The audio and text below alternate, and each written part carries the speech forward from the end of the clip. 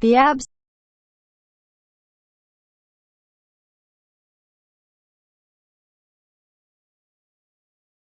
of the Yankees and Dodgers from the high-end bidding has been instrumental in a slow-moving free agent market, as has the presence of Manny Machado in trade discussions. Without the financial coastal behemoths to drive up prices, players and their representatives are missing a key element to raise bidding. With Machado obtainable like Giancarlo Stanton and Marcell Ozuna before him, teams have an option to consider outside of free agency. Yet the tighter finances of the Dodgers and Yankees and the availability of Machado have more to do with next year's free agent market than this one. The Dodgers and Yankees derive many benefits should they meet their vow to sink under the $197 million luxury tax threshold for 2018. One vital benefit is that it would reset the tax from 50% to 20% should they exceed the threshold in 2019. And next year's free agent class is going to tempt them, and just about every club, because it might be the most star-laced ever, including Machado. The Orioles, with the tiny chance of re-signing Machado, have decided to see if they can turn him into multiple prospects now rather than receiving just some draft pick compensation later. That next year's crop will be deep and special remains pretty much unquestioned. What has changed is who makes up the best of the class. When I first tackled a top 10 in March 2016, Matt Harvey ranked 5th and Jose Fernandez 6th. Charlie Blackmon and Daniel Murphy were not a consideration for that list, but were in last Mark's top 10. With three heavyweights, Dodgers, Yankees and Machado in the news because of the 2018-19 class, one thought I wouldn't wait until March again to do a top 10 list. 1. Machado. He is coming off a down season. 782 ops. There are some questions of temperament. There is some lingering worry about surgeries performed on both knees. But even in a down year, he had 67 extra base hits. Brilliant defense as always, and played in at least 156 games for the third straight year. He and Bryce Harper, and by extension their powerful agents, Dan Lozano and Scott Boras, are going to slug it out next season to see who beats out Stanton. $325 million. For the largest pact ever. $400 million is in play. Maybe even $500 million.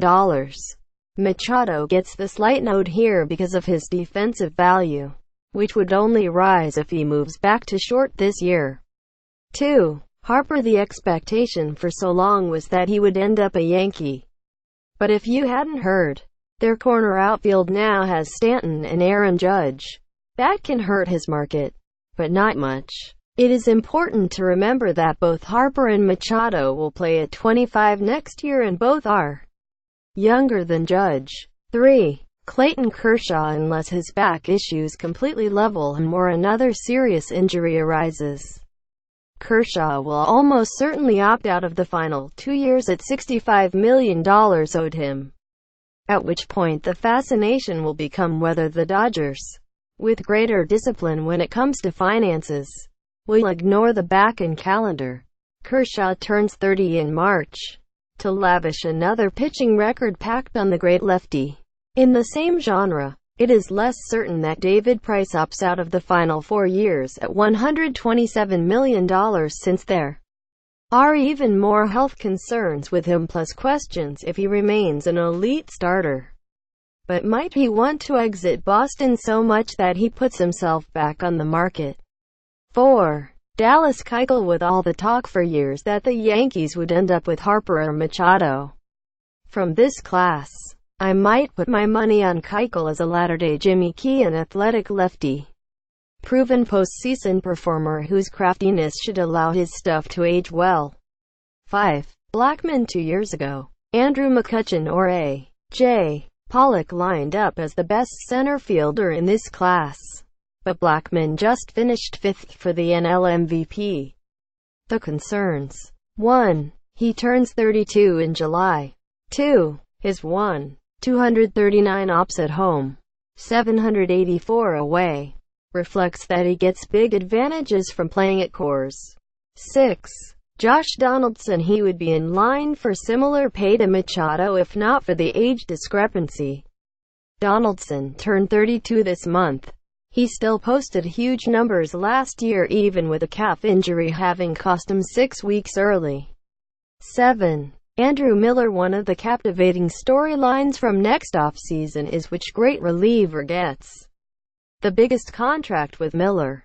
Zach Britton and Craig Kimbrell all due to be free. And, by the way, the next level of reliever includes Calvin Herrera, Cody Allen, Brad Brach, Jerry's Familia, Ryan Madsen and David Robertson.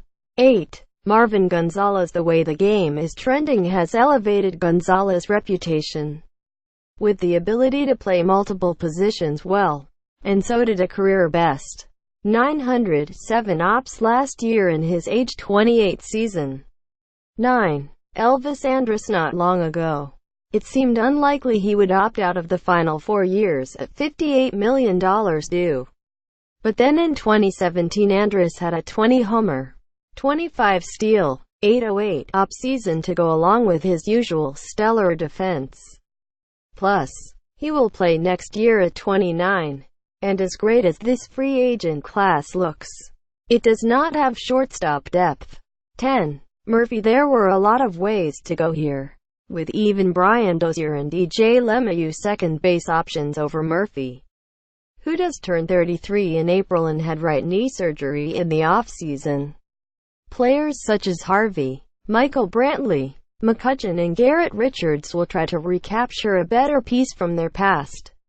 Lefty starters Patrick Corbin, Gio Gonzalez, Drew Pomeranz and perhaps even Cole Hamels, if his option is not picked up, are scheduled to be part of this class, as are Nelson Cruz, Adam Jones, Joe Mauer and Charlie Morton.